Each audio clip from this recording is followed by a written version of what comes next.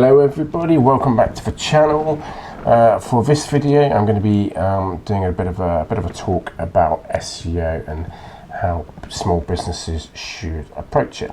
You know, should they do SEO? Should they not do SEO? If they are going to do it, how should they go about it? You know, what are the costs? What are the risks? What are the alternatives? It is a bit of a minefield, to be honest, and because digital marketing is such a an overcrowded space now, with so many solutions, not just platforms, so many solutions, so much noise out there. You know, it's difficult to get your message heard, whatever your brand, product, service is. It's difficult to be heard in such a noisy, overcrowded digital space. But it really comes down to a question of where is the best place to place your resources. So I don't think it's quite as black and white as some people might think. If you're a company which is making quite a bit of money, then of course it makes sense to do SEO. It does cost money, it's quite expensive. Anyone from the industry will tell you that SEO is a slow burn. Yes, it pays many times more dividends than something like PPC or paid ads, because once the SEO is in place, the results tend to stick around for much longer, so you pick up a lot more organic traffic without having to bid on certain keywords and stuff. So it is worth doing, but it's not black and white, and it is expensive, and there's a lot of risks.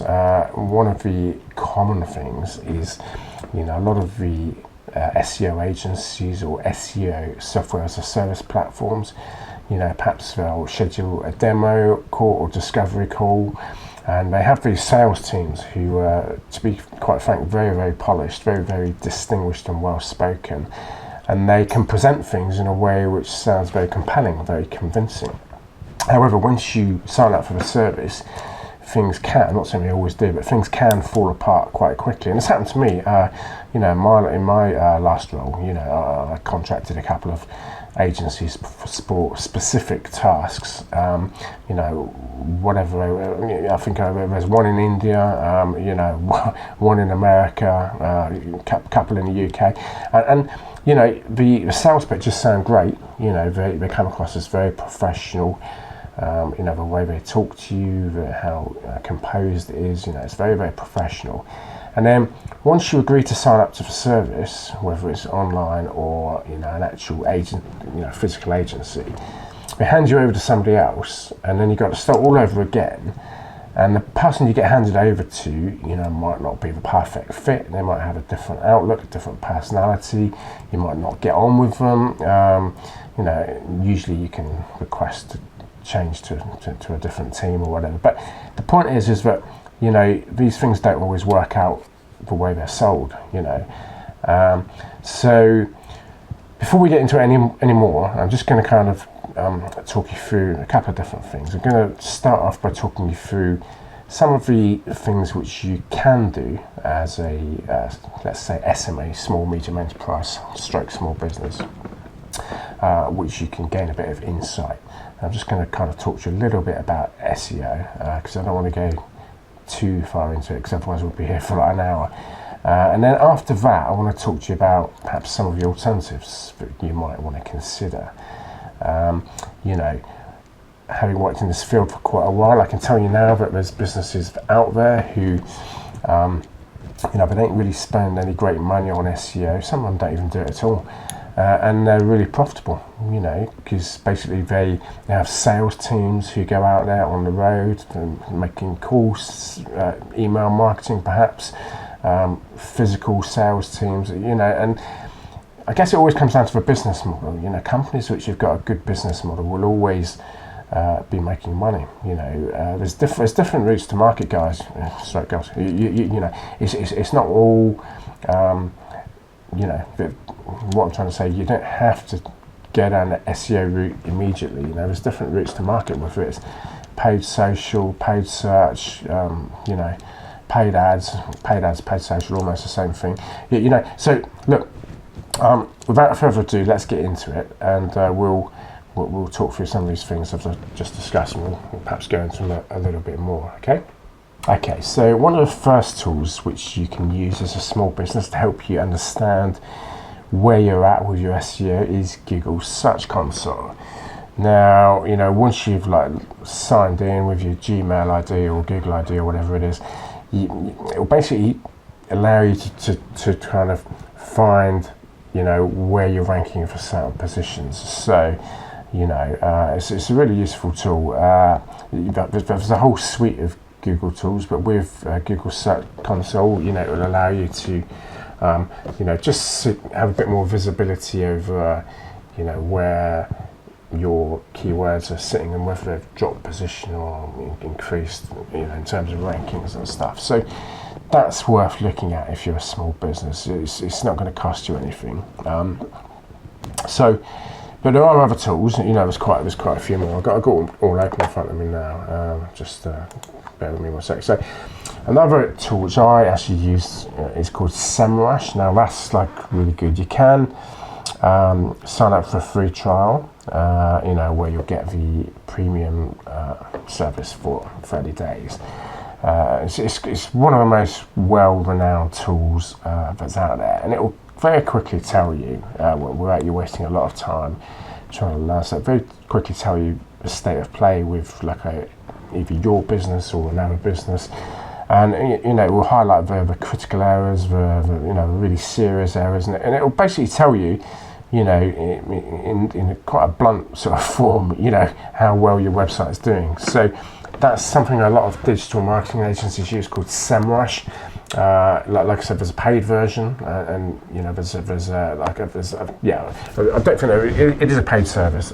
You can get a free trial, but it will tell you a very lot in a short space of time about how many backlinks you've got, whether the site's doing well or whatever. But if you are a small business, and I don't expect small businesses to be au fait with SEO, because it's a deep subject. Like I said in other videos, all people who work in digital marketing, as their careers go on, they tend to specialise in certain areas. So it's not something which like a generalist would be that kind of knowledgeable about, if that makes sense, which is why it's all the more difficult to find the right people who know how to do it well, because there's a lot of people out there who will try and sell you digital marketing services, but whether or not they can get the results is another story. It's a bit like salespeople. Imagine somebody is applying to your company as a sales executive. They might come across really well at the interview, they might be well spoken, they might be well dressed, they might look amazing, but if they can't get the results, it all falls apart. So there's that kind of disconnect again. Okay, so another site is called Answer the Public. Now, up until a few years ago, this used to be free. It's not anymore. It's been taken over by ND Patel or something like this, which is quite a popular digital marketing brand name. So it's a paid service now. But when you sign up for the paid service on answerthepublic.com, it will actually, if you type in a search phrase or a search term, it will actually feed you back in quite a clever format, what people are searching for online. So instead of having to trawl through, Google Keyword Planner and other things like Ahrefs and stuff like that, and Moz, Majestic, and there's tons of others. So instead of having to crawl through those platforms and figure out what people are searching for, answerthepublic.com will actually tell you what people are searching for based on the sort of short sentence you put into that website. So I find that really useful, and you can build that into your communications online on the website, because again, when you're writing copy for your website, if you can try and not exactly keyword stuff it, because that can go against you, but if you can just try and slot in certain keywords which people are looking for or typing into Google online, that will help to increase visibility for your website, because it's more likely to bring it up, if that makes sense. Okay, so another one is this is one of my favourites, Ahrefs. Now they do a free it's a huge site, and there's a free and a paid service. But the Ahrefs do like a free backlink checker, so you can basically, if you go to Google, type in Ahrefs, that's Ahrefs, refs, Ahrefs, free backlink checker into Google, and bring up the site, and then you put the URL, which is the website link in of any website. It could be your own, could be somebody else's, and it will give you quite an accurate snapshot of, how good this website is from an SEO perspective. So, just for clarity, if it's got like 3 backlinks and a domain rating of, 4 or 5, then that's a clear sign that it's not well established. If you get some results back, but say the domain rating is 70 or 90, it's got like 22,000 backlinks and a nice even split between follow and do follow, that's important as well, then that's a clear signal that, the company is more established. Another thing I do, which I have mentioned in previous videos, I'll mention it again here, it's not SEO related as such, but another kind of fail-safe thing you can do to, figure out, just a bit of a tip here, you figure out, if your competitor or somebody you might want to do business with is doing well. If you go to Endol Suite, again, they've recently redone the website. If you go to Endol Suite, you can access it from the Google search page. Type in the company name, followed by limited Endol. So, for example, I'm just trying to think of a local business without picking on one. Maybe if you type in, I can't think of one because I don't want to embarrass anybody, you see. So that's why I was pausing there. But if you think of a local business yourself that you know of, you're aware of, go to a website, look at the bottom of the page.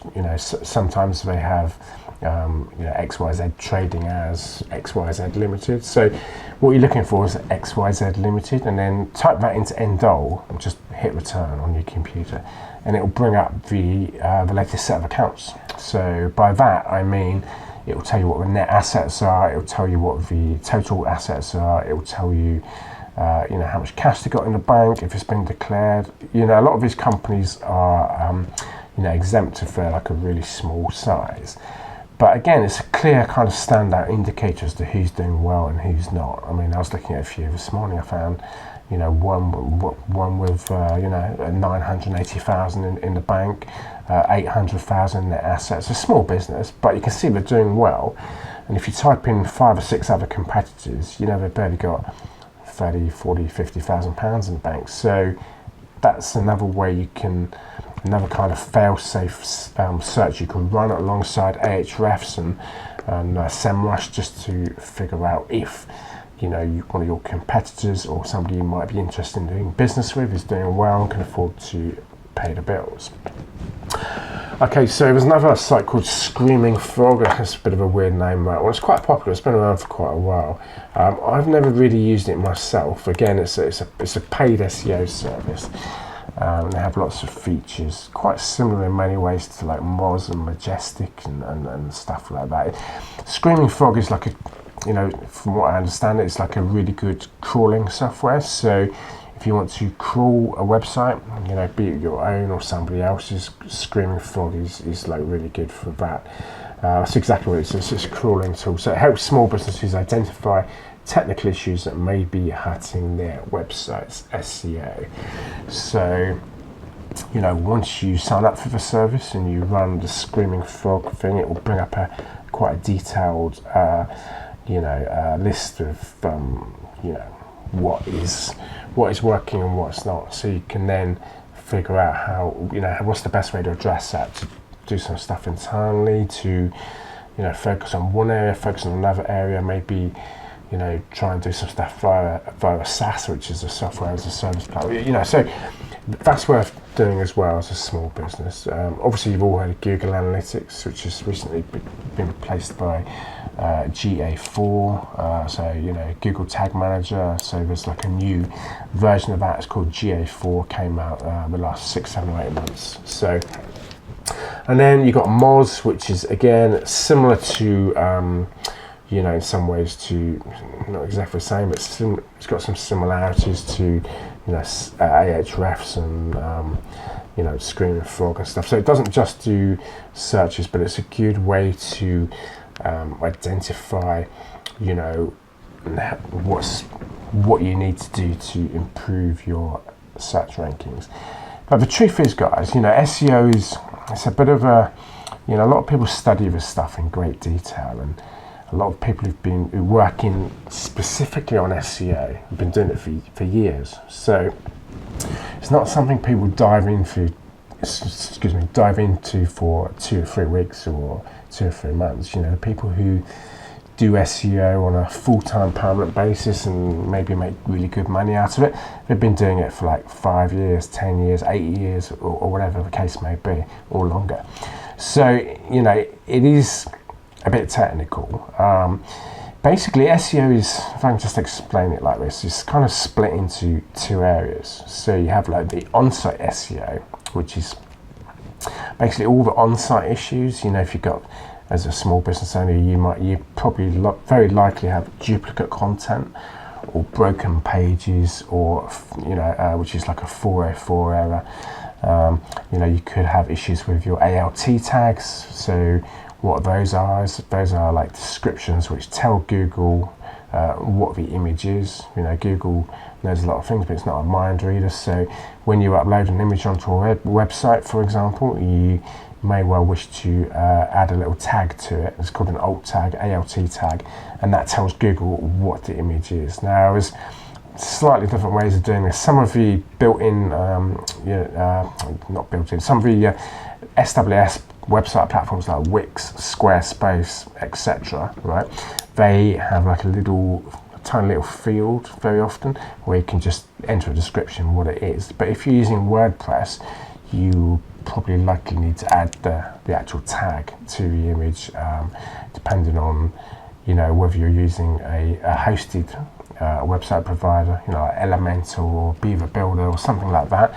I was looking at another one yesterday called Breakdance website, something like that. I'll put the link in the description, and that's quite popular. And again, that allows you to build out WordPress sites with quite a lot of features and functionality. So yeah, look, so there's like on-site SEO, which is, as I was saying, a lot of people have on-site issues. That's why it's called on-site SEO, because there's technical issues which Google picks up on. Google has its own search spider, which comes around for websites once every month or 2, and you can actually request a search if you've got new content. You can actually, there's a way you can actually request a search, and Google will pick it up and index it a bit quicker. But when it does see searches, it often picks up on all kinds of things like duplicate content, which is called canonicals. There's a whole list of stuff like H1 tags, meta titles, meta descriptions might be missing, lots of stuff like that. So that can impact the SEO side of things as well. And then there's like off-site SEO, which is effectively like backlinks. So, a lot of SEO agencies and digital marketing agencies, they have like specialist teams who do like, sort of outreach, if you like. So they're outreaching to influencers and publications and, perhaps the press, authoritative websites.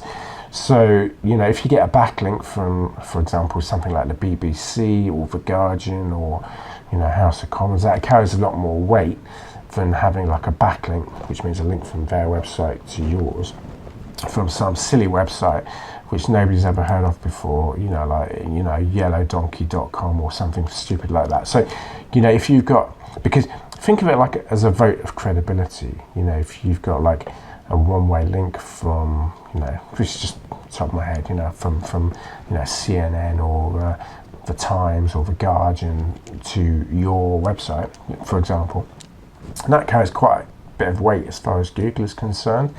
But if you just got a lot of spammy links from, like I said, websites people have never heard of before, that doesn't really carry any, voting rights. It barely clocks, barely registers, So, it's worth spending time getting the backlinks which are going to work, because otherwise you're wasting your time.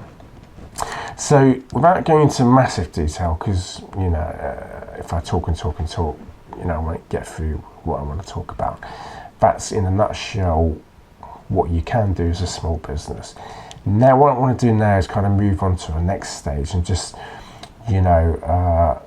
talk you through, do you need to do SEO right now? Is it worth doing it? Could you potentially be doing other things which carry a bit less risk with which requires less capital outlay? So that's what I'm going to talk about next in the next section of the video.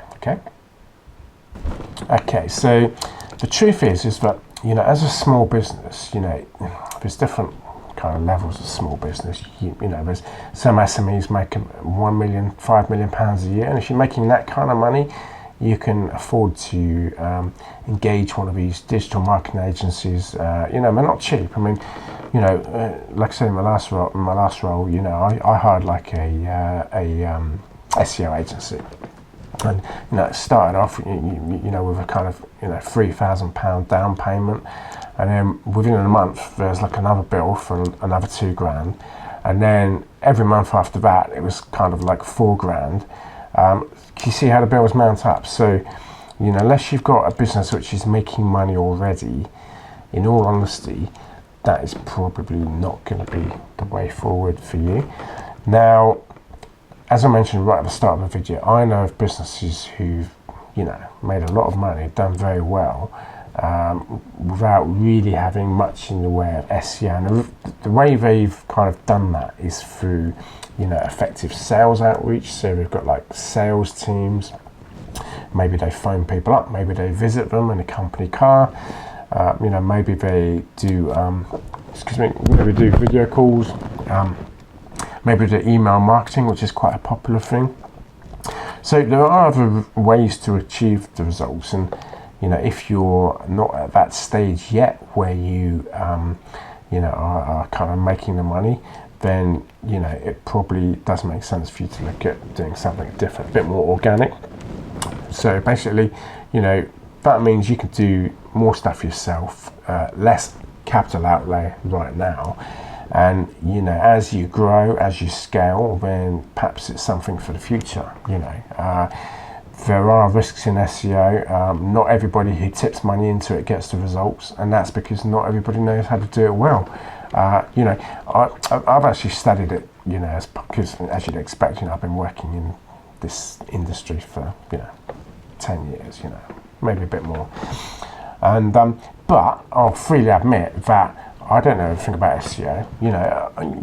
I understand it all right. I mean, I have to understand it because when I'm dealing with these agencies, when they're spinning me a load of nonsense, I have to be able to pull things apart, and say, well, actually, I've just checked on SEMrush, that doesn't make sense, etc., etc. So, that's why I have to understand it.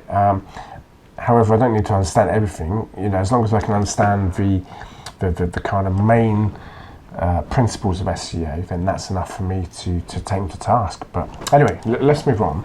Okay, so as a small business, you will probably likely find it more beneficial to tip your time and resources into trying to get some more organic exposure on things like TikTok, Instagram. Instagram's very good. I see a lot of businesses using Instagram, and providing you do it properly and have like good quality content, then that can like really help you.